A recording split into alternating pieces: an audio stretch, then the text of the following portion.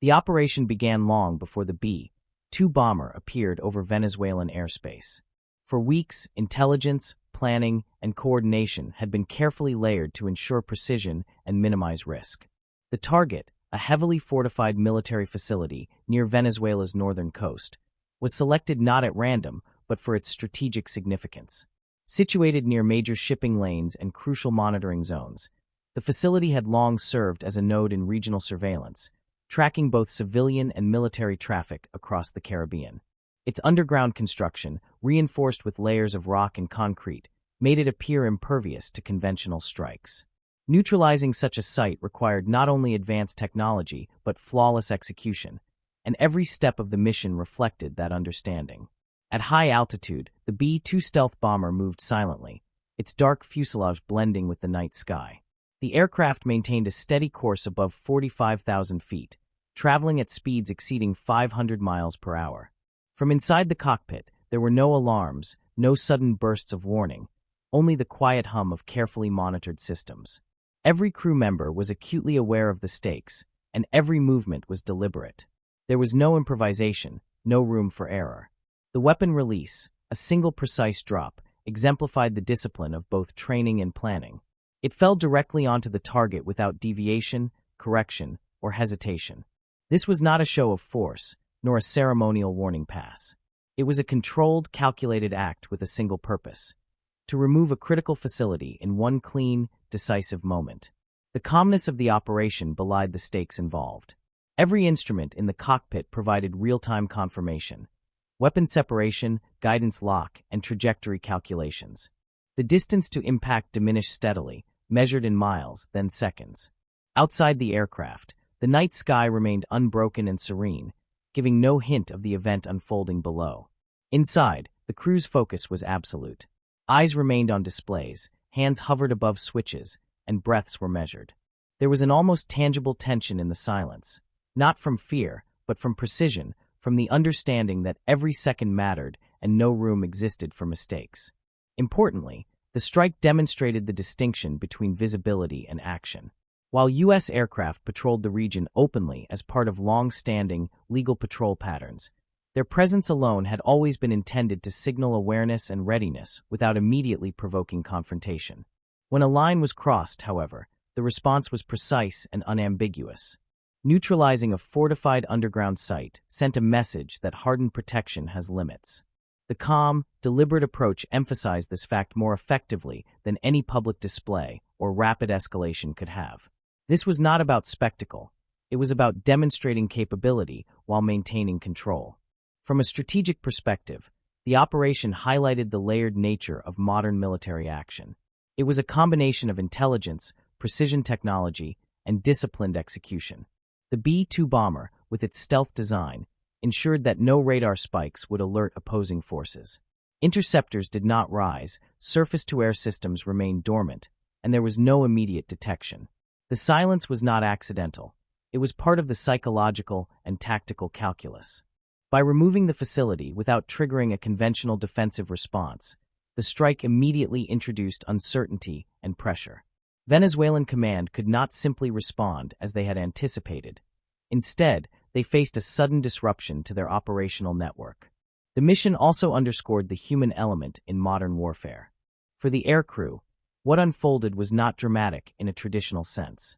There were no explosions to celebrate, no sudden flares to mark success. Instead, the moment was procedural, defined by hours of preparation, careful fuel checks, and measured timing. Support aircraft maintained their positions, tankers followed pre-planned tracks, and communication remained precise and controlled. This calm, methodical execution reflected the understanding that, in high-stakes scenarios, discipline is more powerful than speed. One misstep could compromise not only the mission, but the broader strategic message the operation was designed to convey. In essence, the strike exemplified how advanced technology, meticulous planning, and disciplined human execution converge in modern strategic operations. The B-2 bomber's action over Venezuela was more than a tactical success. It was a demonstration of controlled capability. By striking a fortified facility in a critical area without warning, without visible confrontation, and without collateral confusion, the U.S. conveyed a clear, deliberate message: precision, control, and strategy can achieve objectives silently and decisively. The operation set the stage for subsequent actions, showing that in contemporary conflict, control over timing, space, and perception can be as decisive as the strike itself. The second critical aspect of the operation was the strategic message it conveyed. Beyond the physical destruction, the strike served as a deliberate demonstration of capability, discipline, and reach. By neutralizing a fortified underground facility, the United States highlighted a fundamental truth in modern warfare. No defensive structure, no matter how reinforced, is invulnerable when faced with precision, planning, and technological advantage. This was not a reckless show of power. It was a calculated, unmistakable signal aimed at influencing perception, decision-making, and future behavior. The target itself had been considered a bastion of resilience. Its underground design, fortified with reinforced concrete and natural rock, was intended to survive bombardment and maintain operational functionality, even in the event of conflict. Such sites are built to project security, confidence, and deterrence. Yet, by removing it without triggering alarms or a visible defensive response, the U.S. demonstrated that even the most carefully constructed defenses have thresholds. The operation revealed that vulnerability exists not only in the structure, but in the perception of invulnerability itself. The message was clear: preparedness and fortification can only go so far, and sophisticated adversaries can exploit precise, well-planned opportunities to neutralize even the most resilient assets. Strategically, the strike was a masterclass in subtle influence. The facility's destruction was immediate, clean, and decisive, but the wider effects extended far beyond the physical site. Commanders and operators on the opposing side were suddenly faced with a disruption in their operational network. Systems that had been relied upon for years disappeared from monitoring feeds, leaving gaps in situational awareness that could not be immediately compensated for. The absence of expected signals created uncertainty, forcing recalibration at every level of command. By acting in such a measured and precise way, the U.S. avoided direct confrontation while still exerting significant influence on enemy calculations. In effect, the strike rewrote the rules of engagement, not through chaos, but through the removal of certainty. This type of operation underscores a key principle in contemporary military strategy. The psychological impact of precision can rival the effect of large-scale destruction. By eliminating a critical node without firing multiple rounds, warning the world, or provoking immediate retaliation, the U.S. conveyed power through restraint as much as through action. The adversary was left to process not just what had been destroyed, but what its absence meant for future operations, surveillance, and defensive planning. In military terms, the strike forced a re-evaluation of assumptions, timelines, and readiness, demonstrating that strategic advantage often lies in the ability to influence behavior without overt escalation. Another dimension of this strategic message lies in the timing and context of the strike. The region in question, near Venezuela's northern coast, is densely monitored and heavily trafficked. International shipping lanes, civilian vessels, and daily patrols operate in close proximity. By choosing this location, the U.S. highlighted both its operational reach and its ability to act legally, deliberately, and visibly while maintaining control. The facility's destruction underscored that critical infrastructure cannot hide behind perceived legal or geographic protection. Capability, precision, and planning define the new parameters of vulnerability.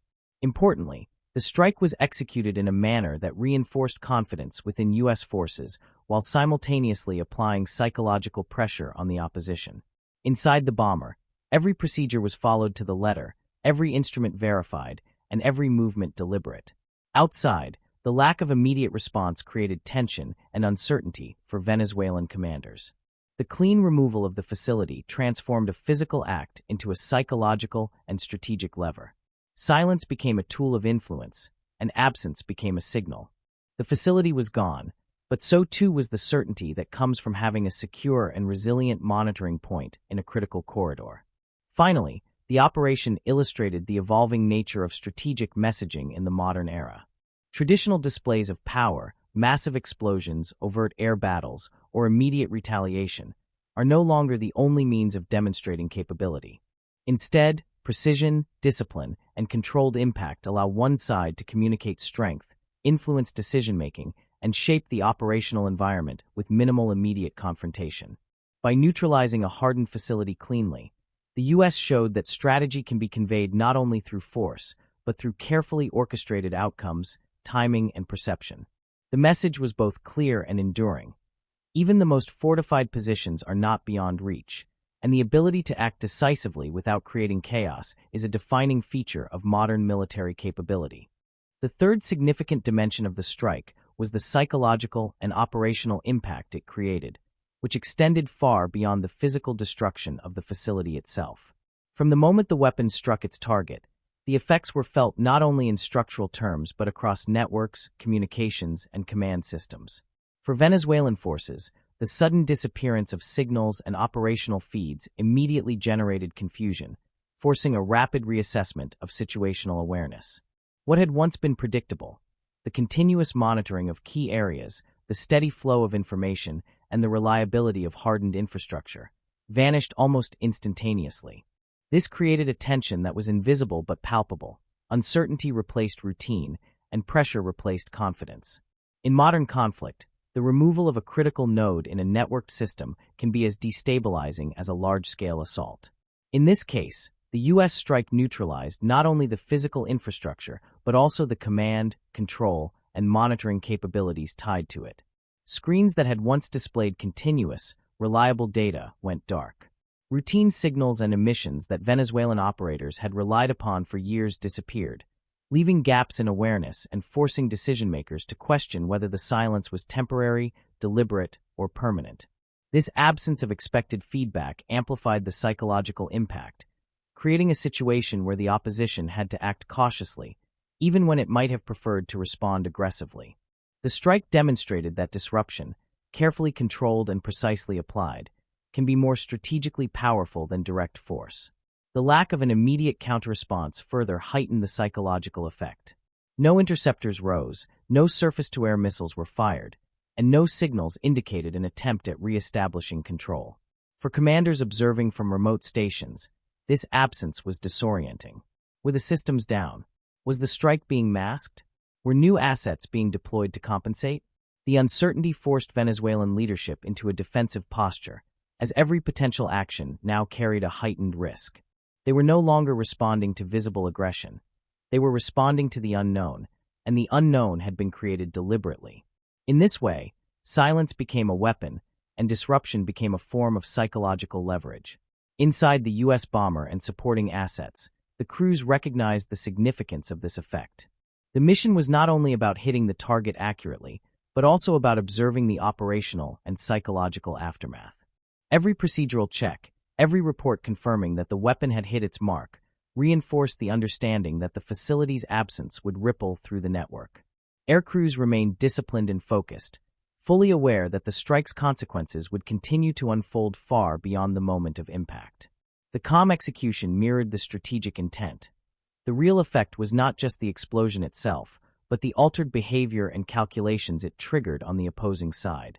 This phenomenon illustrates a critical principle of modern military strategy. Disruption can redefine operational realities without a single additional shot being fired. By removing a key node and leaving no immediate replacement, the strike forced Venezuelan forces to reconsider every aspect of their operational posture.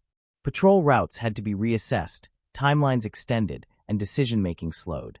The absence of signals, patterns, and communication was a continuous reminder that their once reliable systems were no longer intact.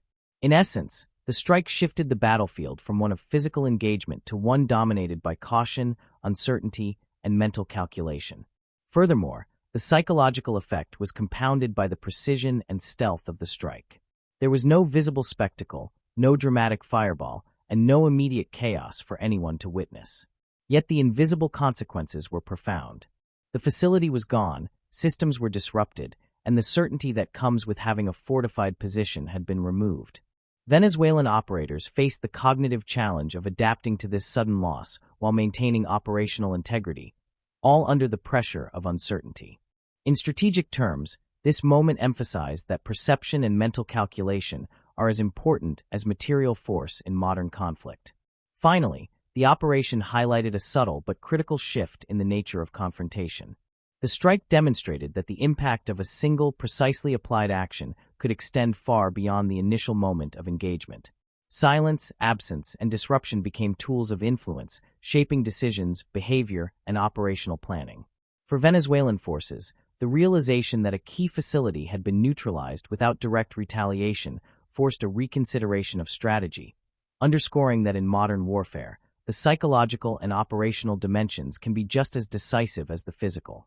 The message was clear: inaction and absence are not signs of weakness, but signals that can change the course of decision-making far more than visible explosions ever could. In the hours following the strike, the consequences of the operation began to unfold across the region in subtle but unmistakable ways.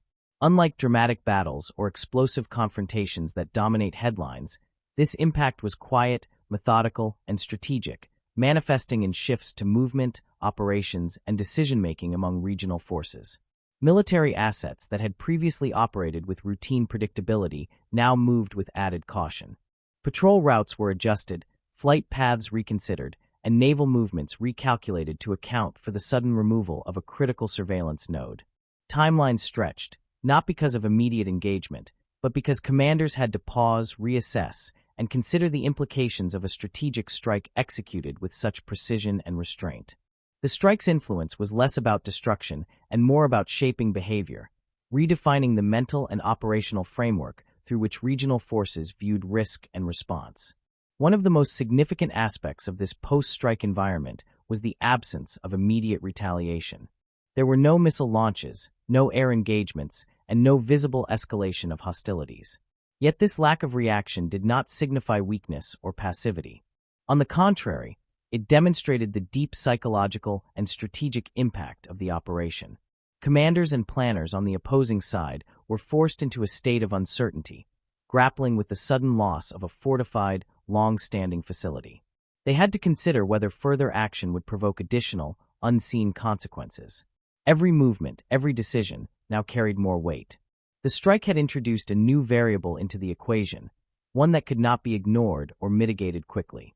The message was clear: strategic advantage could be exerted silently, reshaping the environment without immediate confrontation.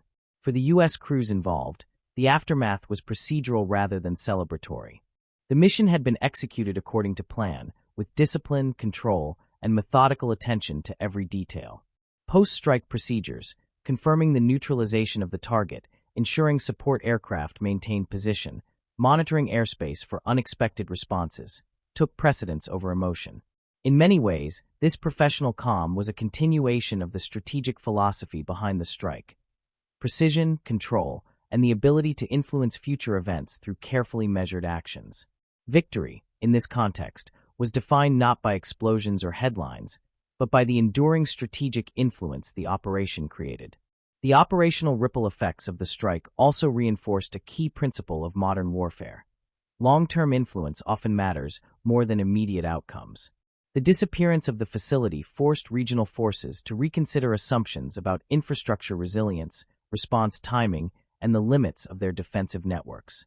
Routine patterns, once predictable and reliable, became less so. Every radar activation, aircraft movement, and patrol decision was now made under the shadow of uncertainty. By reshaping behavior through strategic action, the strike effectively extended its impact far beyond the initial moment of engagement. Decision-making became slower, more deliberate, and more cautious, a tangible shift that demonstrated how a single, precise operation could exert influence without firing additional rounds. The strike also highlighted the interplay between human judgment and technological precision. While advanced systems executed the weapon release flawlessly, the psychological and operational effects depended on human interpretation, analysis, and reaction.